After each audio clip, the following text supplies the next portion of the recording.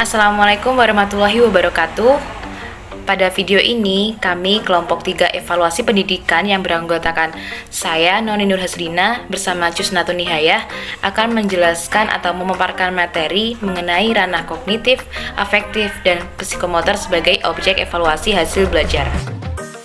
Di pembahasan yang pertama yaitu mengenai pengertian evaluasi hasil belajar. Untuk dapat menentukan tercapai tidaknya tujuan pendidikan dan pembelajaran, perlu dilakukan usaha dan tindakan atau sebuah kegiatan untuk menilai hasil belajar. Nah, kegiatan tersebut sering disebut dengan evaluasi. Evaluasi hasil belajar adalah suatu proses yang sistematis untuk mengukur dan menilai kemampuan siswa dalam menguasai bahan-bahan yang telah disampaikan melalui proses pembelajaran dengan memberikan skor atau nilai tertentu. Evaluasi hasil belajar dapat dikatakan terlaksana dengan baik apabila dalam pelaksanaannya senantiasa berpegang pada 3 prinsip dasar yang mencakup prinsip keseluruhan, prinsip kesinambungan, prinsip objektivitas. Prinsip keseluruhan. Dengan istilah ini dimaksudkan bahwa evaluasi hasil belajar dapat diartikan terlaksana dengan baik apabila evaluasi tersebut dilaksanakan secara bulat, utuh, menyeluruh. Kemudian prinsip kesinambungan. Dengan prinsip ini dimaksudkan bahwa evaluasi hasil belajar yang baik adalah evaluasi hasil belajar yang dilaksanakan secara teratur dan sambung menyambung dari waktu ke waktu. Yang terakhir adalah prinsip objektivitas. Prinsip ini mengandung makna bahwa evaluasi hasil belajar itu dapat dinyatakan sebagai evaluasi yang baik apabila dapat terlepas dari faktor-faktor yang sifatnya subjektif. Berikutnya yaitu ranah kognitif, afektif, dan psikomotor sebagai objek evaluasi hasil belajar. Ranah kognitif. Ranah kognitif ialah ranah yang mencakup kegiatan mental atau otak. Menurut Bloom, segala upaya yang menyangkut aktivitas otak adalah termasuk dalam ranah kognitif ini. Kawasan kognitif berkenaan dengan ingatan atau pengetahuan dan kemampuan intelektual serta keterampilan-keterampilan. Dalam ranah kognitif, terdapat 6 jenjang proses berpikir, mulai dari ranah terendah sampai dengan jenjang yang paling tinggi. Keenam jenjang yang dimaksud ialah pengetahuan, pemahaman, penerapan, analisis, dan penilaian. Yang pertama, pengetahuan atau knowledge. Pengetahuan ini adalah kemampuan seseorang untuk mengingat-ingat kembali atau recall atau mengenali tentang nama, istilah, ide, gejala, rumus-rumus, dan sebagainya tanpa mengharap kemampuan untuk menggunakannya. Kemudian pemahaman atau comprehension. Pemahaman adalah kemampuan seseorang untuk mengerti atau memahami sesuatu setelah sesuatu itu diketahui dan diingat. Dengan kata lain, memahami ini adalah mengetahui tentang sesuatu dan dapat melihatnya dari berbagai segi. Berikutnya yaitu penerapan atau aplikasi atau application. Penerapan ini adalah kesanggupan seseorang untuk menerapkan atau menggunakan ide-ide umum, tata cara, ataupun metode-metode, prinsip-prinsip, rumus-rumus, teori-teori, dan sebagainya dalam situasi dan konkret. Berikutnya yaitu ada analisis. Analisis adalah kemampuan seseorang untuk merinci dan menguraikan suatu bahan atau keadaan menurut bagian-bagian yang lebih kecil dan mampu memahami hubungan di antara bagian-bagian atau faktor-faktor yang satu dengan faktor-faktor lainnya. Lalu ada sintesis. Sintesis yaitu kemampuan berpikir yang merupakan kebalikan dari proses berpikir analisis tadi. Sintesis juga merupakan suatu proses yang memadukan bagian-bagian atau unsur-unsur secara logis, sehingga menjelma menjadi suatu pola yang berstruktur atau berbentuk pola baru. Dan yang terakhir adalah penilaian atau penghargaan atau evaluasi. Penilaian adalah merupakan jenjang berpikir yang paling tinggi dalam ranah kognitif menurut taksonomi Bloom.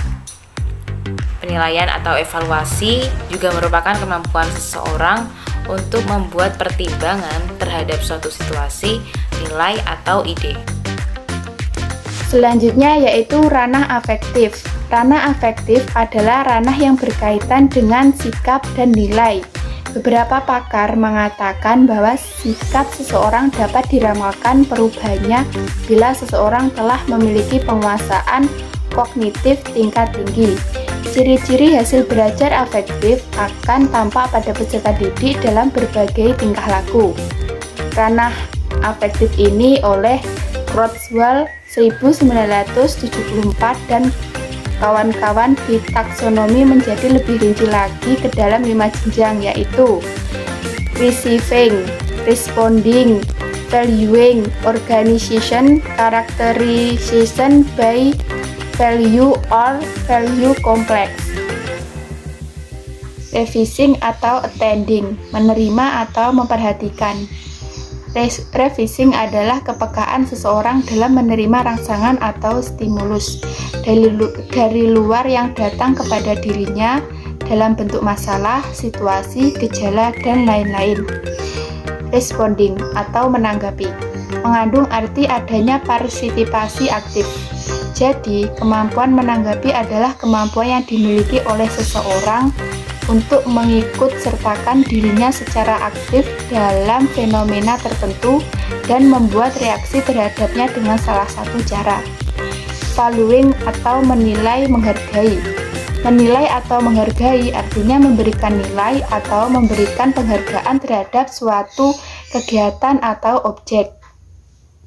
Sehingga apabila kegiatan itu tidak dikerjakan, dirasa akan membawa kerugian atau penyesalan. Organizing, mengatur atau mengorganisasi, artinya mempertemukan perbedaan nilai sehingga terbentuk nilai baru yang lebih universal, yang membawa kepada perbaikan umum. Mengatur atau mengorganisasi merupakan perkembangan dari nilai ke dalam satu sistem organisasi, termasuk di dalamnya hubungan satu nilai dengan nilai lain, pemantapan dari prioritas nilai yang telah dimiliki. Characterizing by value or value complex.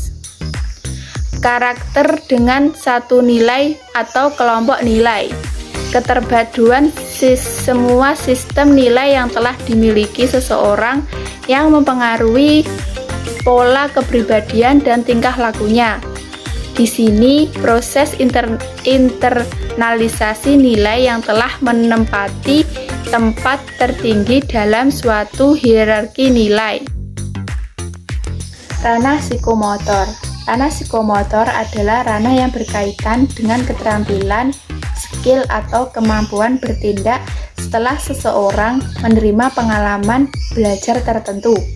Hasil belajar kognitif dan hasil belajar afektif akan menjadi hasil belajar psikomotor apabila peserta didik telah menunjukkan perilaku atau perbuatan tertentu sesuai dengan makna yang terkandung dalam ranah kognitif dan ranah afektifnya.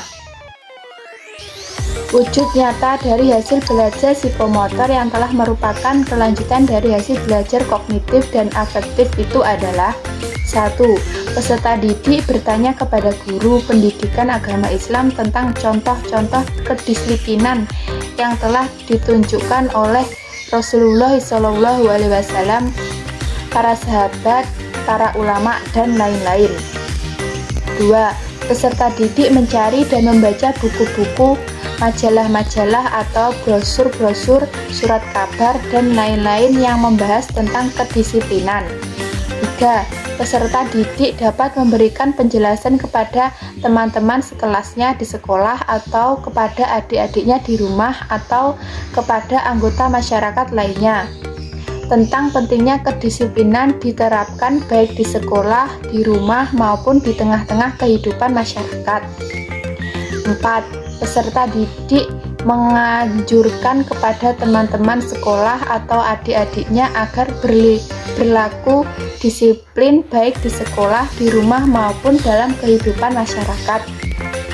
5. Peserta didik mampu memberikan contoh-contoh kedisiplinan di sekolah seperti datang ke sekolah sebelum pelajaran dimulai, tertib dalam mengenakan pakaian sekolah, dan disiplin dalam mengikuti tata tertib yang telah ditentukan oleh sekolah.